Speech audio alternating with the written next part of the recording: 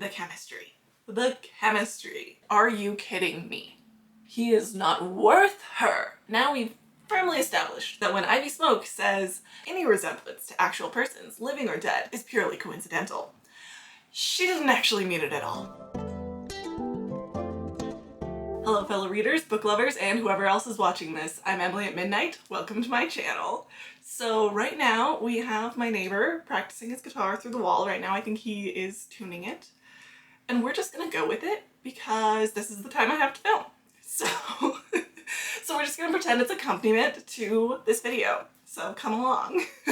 Okay, something I haven't talked about on my channel is that I'm a Swiftie. Now you might be thinking, of course you haven't mentioned it. Your channel's about books. What does Taylor Swift have to do with books? Great question. I'm glad you asked. Being the global phenomenon that Taylor Swift is, she has a lot of fans. Fans that read books, fans that write books, and fans that want to make money off of fans that read books. But we'll get to that. So I had this book recommended to me on Amazon, and I couldn't help but think the cover just reminded me of someone. Couldn't possibly tell you who. So I pulled it up on Goodreads, and sure enough, this was the description. A rising star musician has a second chance at love with an old flame she remembers all too well. In this swoony romance, Riley Wynn went from a promising singer-songwriter to a superstar overnight, thanks to her breakup song concept album and its unforgettable lead single. When Riley's ex-husband claims the hit song is about him, she does something she hasn't in 10 years and calls Max Harcourt, her college boyfriend and the real inspiration for the song of the summer. Max hasn't spoken to Riley since their relationship ended. He's content with managing the retirement home his family owns, but it's not the life he dreamed of filled with music. When Riley asks him to go public as her songwriting muse, he agrees on one condition. He'll join her in her band on tour. As they perform across the country, Max and Riley start to realize that while they hit some wrong notes in the past, their future could hold incredible things.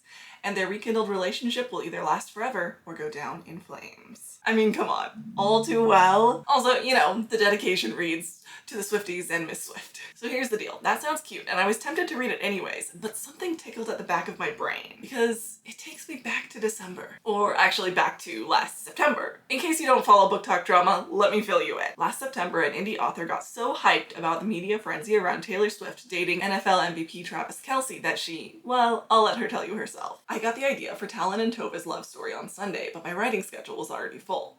But then I kept thinking about them all through Monday. And then I couldn't sleep that night. The story just took over my brain. So I dropped everything and went into my writing cave. And then I stayed up all freaking week writing it as fast as humanly possible. Thank you, insomnia and coffee. Well, actually, that doesn't tell you enough. She wrote an incredibly smutty Taylor Swift x Travis Kelce romance in fictional form, but not nearly fictionalized enough, so it was really uncomfy. And she called it Roughing the Princess, which is technically a choice she can make.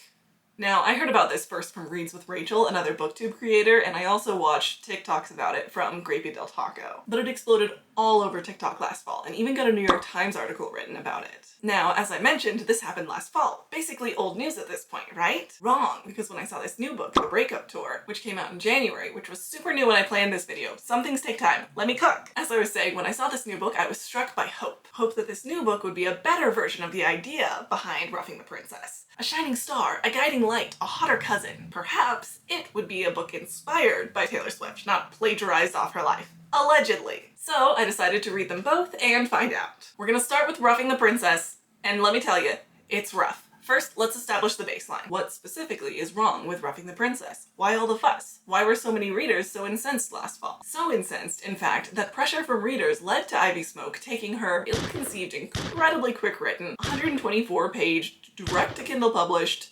2.68 star awarded novel off the internet. That's right, folks, she took it off Kindle. Though it's still available to buy or download on various platforms. Otherwise, I couldn't have read it, now could I? Which I did do. I read it. So let's talk about it. First off, let me say, I consider myself to be like a low-tier Swiftie, if that makes sense. Taylor Swift was literally all I listened to in middle school and high school, and I know like all of her songs by heart. And I stood by her in 2016, but like I don't know every single detail about her personal life. I don't like get every single little Easter egg, you know the vibe? Okay, so when I tell you that I basically just took a course on the step-by-step individual little details of her romance with Travis Kelce, that's what I mean by this book was not inspired by their romance. This book was based on their romance. Like, it got to the point that I would read a random detail and I'd be like, huh, I wonder if that really happened. So then I would just look it up and see. And then I would see a video of like the exact same thing or something just like the thing that just happened in the book. Like, I didn't find a video of Travis Kelce pretending to hurt his knee And then shimmying, I found a video of Travis Kelce pretending to hurt his knee and twerking. But like the other one might exist too, I don't know the whole internet. But yeah, like this author took their romance, note by note, wrote it out, changed the names, added sexual fantasies, and then published it. That's all she did. It's lazy and unethical. I know it may not be super clear to everyone why this particular situation is unethical, and there is some nuance to it, so let's break it down. The first thing that I feel is important to bring up is the way that this book sexualized real people. Yes, technically the author renamed the characters, but let's be so for real for a second. Taylor Swift became Tova Saber, and Travis Kelce became Talon Kendrick.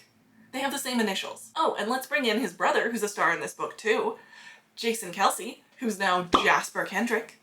I mean, every single one of these names sound like the exact same and have the exact same initials as the real people. You can't look me in the eyes and tell me that you honestly believe that was a good faith effort at distancing the characters from their real life inspiration. But the similarities, also known as biographical details of the real people, don't end there. Let's start with Taylor Swift. Sorry, Tova Saber. She's a world-renowned pop star who sells out full football stadiums and is typically dating someone, and just came out of a long-term relationship. She's blonde, tall, and infamous for writing songs about her exes. What about Talon Kendrick? Travis Kelce. He's a tight end on an NFL football team whose colors are yellow and red. He has 2 Super Bowl rings. He runs a podcast about sports on the side with his brother. This brother then brings Tova up in an episode of their podcast and gets Talon to admit to going to her show when she was in their stadium and showing up with an article of clothing with his number on it, intending to give it to her. In this case, it's a t-shirt and not a friendship bracelet. But alas, he was turned away because she doesn't talk at all before her 3-hour show, and so he didn't get the chance to give it to her. I am still telling you the details of this book, but I would understand if you were confused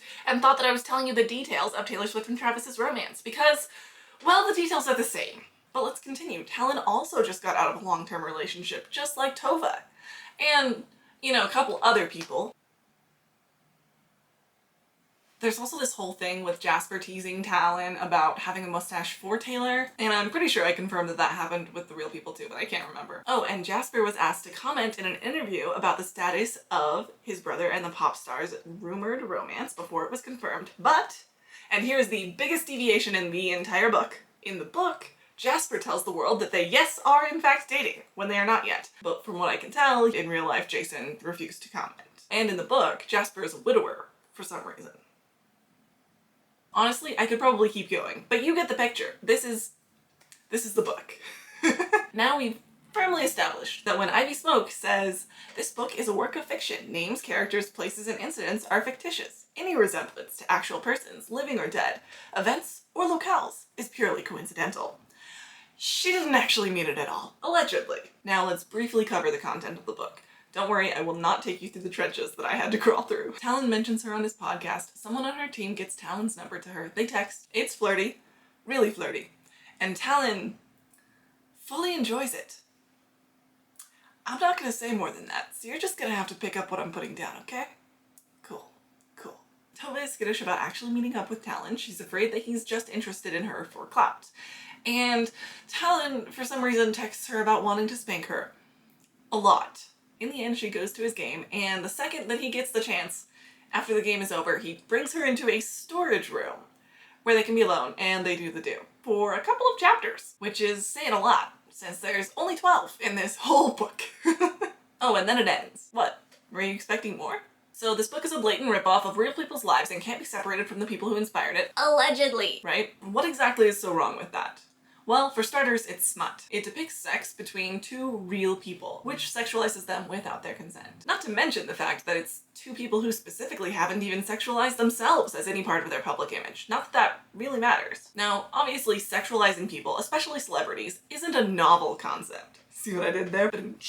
I'm well aware that people sexualize celebrities all the time. An example that feels particularly close to this one is fanfiction, specifically YN celebrity smutty fanfics. And here's the true crux of what makes this book inappropriate. When people write and read fanfiction about celebrities, they keep it to fanfiction sites. Because we know as a society that there's a place where sexualizing real people without their consent isn't really okay. And that's mainstream media and public intercourse. At least most of us know and respect those rules. Fanfic sites like AO3 and Wattpad exist as a place where people can share in those fantasies fantasies that shouldn't really be published in Barnes & Noble, because it isn't really kind to the people being written about to put that in Barnes & Noble. But this book is just that. It's an author trying to share in fantasies about what Taylor Swift and Travis Kelce's dating and intimate lives are like. And she not only does it on Maine, but she's trying to make money off of it. Those are the two pieces here that are not okay in my opinion. Sexualizing a real person or persons in public and trying to profit off of sexualizing other people. Another part of how this gets messy is, you know, trying to tell someone else's sexual life and kinks.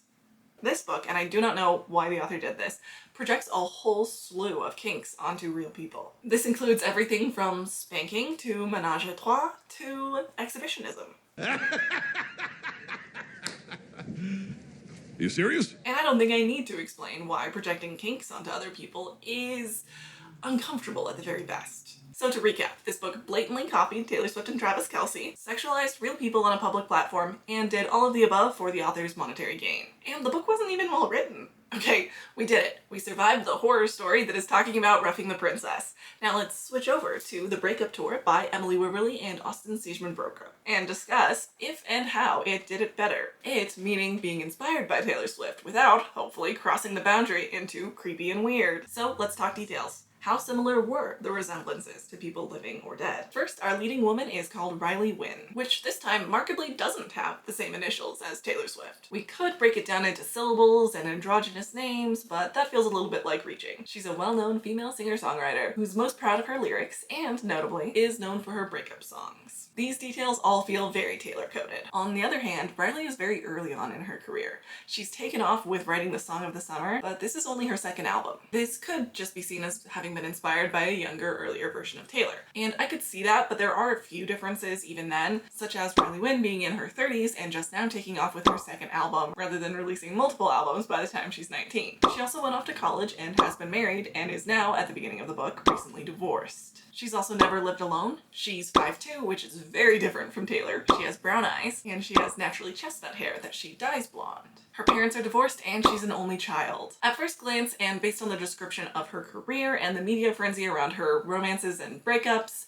it did feel like it was a bit of a knockoff of Taylor Swift. But once I got about 4 chapters into the book, I was starting to feel that Riley Wynn's character was more individual and less borrowed than I had feared. Her life experiences were different, and her personality was starting to be shown to be different as well. So especially by comparison to the last book, but even on her own, does Riley feel like she's inspired by Taylor Swift? Yes. Does it seem like the author was just trying to write about Taylor Swift? Not at all. Now let's talk about Riley's mom. She's described as having short blonde hair, styled exactly like Taylor Swift's mom, but she's also described as looking like a classic Midwestern mom, hair and all. And you can't really say that Mrs. Swift owns the classic Midwestern mom look. I tried to look up a picture of a Midwestern mom, but that is someone's handle on TikTok. So that's all the images that I got from that search. So alas, nothing to compare to, but just trust me, Taylor Swift's mom looks like a Midwestern mom. Now for the male lead, the love interest. His name is Max, and due to the Taylor Swift inspiration, I was looking for connections to a previous Taylor Swift love interest that he might have been inspired on. The details that I picked up on were that he has dark brown curly hair, and they dated 10 years ago, and he's her enigma, and the boy she can't stop thinking about. Now, you might be with me on this. That sounds a little bit like Maddie Healy. When my brain made this connection, I wasn't super enthused because I don't really like Maddie Healy as one of Taylor Swift's previous romantic connections. And so that could have influenced my future thought process that I will explain here, but I don't really think so, but I gotta let you know my biases. Here are my reasons why I don't think Max is a write-in for a real-life Taylor Swift love interest. Number 1, he and Riley actually dated 10 years ago, and it was for 9 months when they were in college. Number 2, while he is a musician, he isn't actually famous and doesn't crave fame at all. He went to school for piano performance originally, but then he decided that he wanted to help his parents out with the old folks home that they had, and so he switched his major to business and didn't really pursue music outside of playing the piano at the retirement home. And number 3, he reads far more like a classic romance book's hometown hunk. He really loves running his family's hometown business and doesn't have ambition for greater things out there. He doesn't really understand Riley's need for more outside of this small town, in this case LA. And most damningly, he's just trying to earn money to save his family's struggling business. It's just a classic romance novel love interest. It doesn't read like they were trying to write Travis Kelce into their romance at all. Case closed. Now, aside from the characters, were there other hints that this book was inspired by Taylor Swift, other life events, etc.? Honestly, the main one that I noticed was that there's a song on Riley Wynn's album called Novembers. While that does feel very Taylor-coded, and you can decide whether it sounds more like August or Back to December, it's really not that big of a thing. It can clearly be interpreted as a nod to Taylor Swift, but it is so much better than the screaming that Roughing the Princess did as far as references to Taylor Swift. Overall, I'll say I felt like this book was an example of taking inspiration off of a person or event and then totally reimagining the details of said thing and writing your own story. I think that the authors are right to admit that they took inspiration off of Taylor Swift, but I really don't think that they crossed any professional boundaries with this book. There were many times as I read this book where I was reading Riley's thoughts about things and thought, I wonder if that's how Taylor Swift thinks about this same situation. But that's kind of unavoidable when you take inspiration off of someone or something. And luckily it felt less and less that way the more I dove into the book. But my word isn't law. This is just my opinion. So if you choose to read this book, please, please, please come into my comments and tell me if you agree or disagree with me on this. Was this book too inspired by Taylor Swift? Or am I just grasping at straws to even suggest such a thing? I'd love to know what you think. Okay, now that I've addressed how the Breakup Tour compares to Roughing the Princess, there's still one important question that I have left to answer. Is it even any good?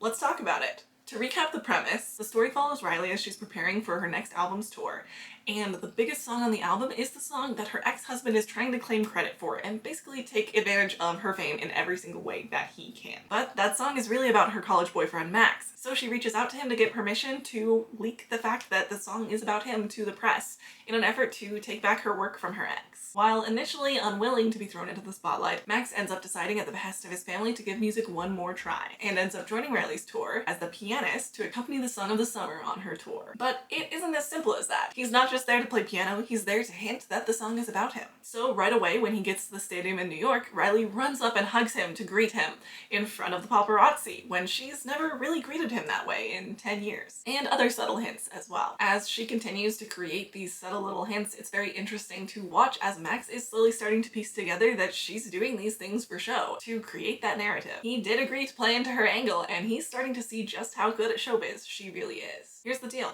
It's good. It's interesting, and I enjoy seeing a story written out this way. But also, just by nature of being a book inspired by Taylor Swift, these moments feel less like a commentary on all artists and the media's eye on these romances, and a little bit more like speculation on Taylor Swift specifically. But I will say it would be the same if it were inspired by any other artist, such as Dolly Parton. Any insight into fame and how celebrities interact with the paparazzi and their public image would be interpreted by an audience as commentary on that specific artist rather than on fame generally. It's just the name of the game. That being said, let's talk about the things that I really liked about this book. First off, the chemistry.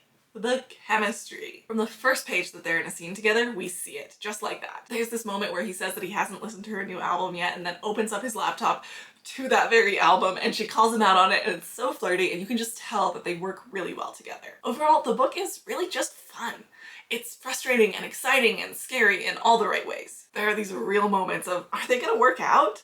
And there's found family and there are these cute moments, and I really liked the ending as well. It was really, really sweet. But, well, let's talk about what I didn't like. There's a third act breakup.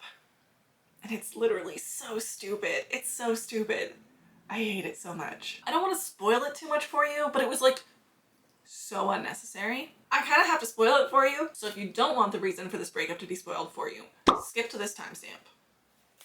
And I will wait for you to make sure I don't spoil it for people who don't want it spoiled. So you remember her ex-husband who's trying to take credit for every ounce of her fame that he possibly can? So there's a big party celebrating Riley and her tour, and he shows up. There's this messy confrontation, and Max goes to comfort Riley and asks her why her ex-husband showed up at all. She tells Max that she invited him. She was hoping to face him and get closure, an apology, something. And to do that facing of him on her terms instead of the terms that her record label was trying to force her into for publicity. And Max somehow hears that she was trying to get a song out of it? Are you kidding me? And obviously her response is, well, I'm gonna write about my life. We talked about this. And he's like, well, don't put yourself in a position to hurt. And she's like, loving always leads to hurt. And he's like, I know that. I've been here before. I've loved you only to lose you. But I can't give my heart to someone who isn't afraid to break it for inspiration? Where did he even get that from? You know? She literally didn't hurt someone just now, and it wasn't for inspiration. She faced her ex for closure. This man has to be so insecure and terrified that he's gonna get rejected by her that he then inverts that and rejects her before she can reject him. Oh, and he's trying to have a big exit moment.